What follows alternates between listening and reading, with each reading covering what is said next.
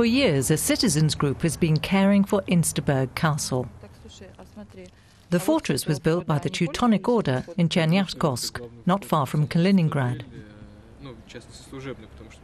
Vlada Spinova and her colleagues have cleaned the place up, opened a museum, and they were about to begin refurbishing the castle with state funds. But then the Russian Orthodox Church stepped in. We were totally blindsided. We didn't know that the church was already negotiating with the authorities to take over the castle. We were only informed when everything was already signed and sealed. Recent Russian legislation allows the Orthodox Church to claim former religious property as its own. Since the castle was built by a religious order, albeit a Catholic one, the Orthodox Church has staked its claim. The Russian Church has acquired many buildings in this manner, castles as well as former German churches, both Catholic and Protestant. They've received dozens of buildings and properties, even though there were virtually no Orthodox churches in the area once known as East Prussia. Father Victor doesn't see any problem with this. He even feels it's the duty of the Russian Orthodox Church to lay claim to property like Insterburg Castle. It's about a religious legacy for which we must take responsibility. It's bitter for every believer, Orthodox Christians included, to walk by religious buildings that are being misused for other purposes or falling into ruin. But many in Kaliningrad feel that the Orthodox Church is simply being ruthless and greedy. Artists, writers and historians are warning of the possible consequences.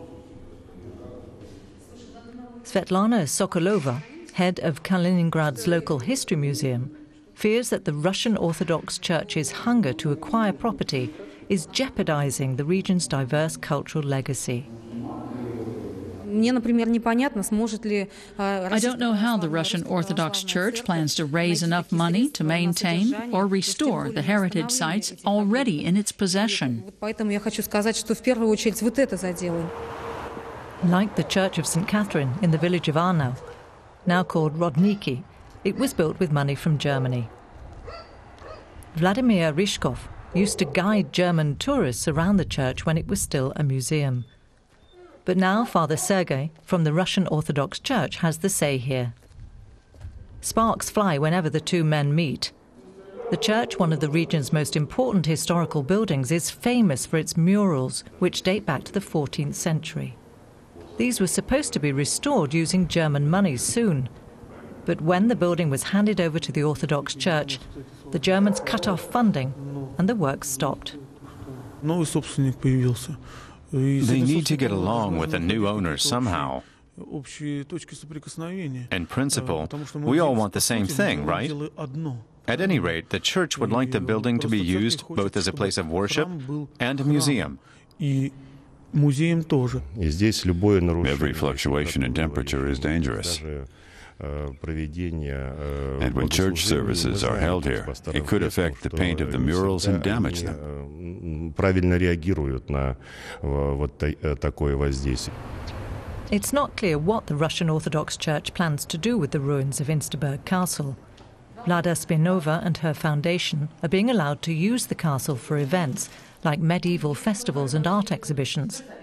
However, Vlada Spinova isn't sure for how long, given the church's fairly conservative congregation.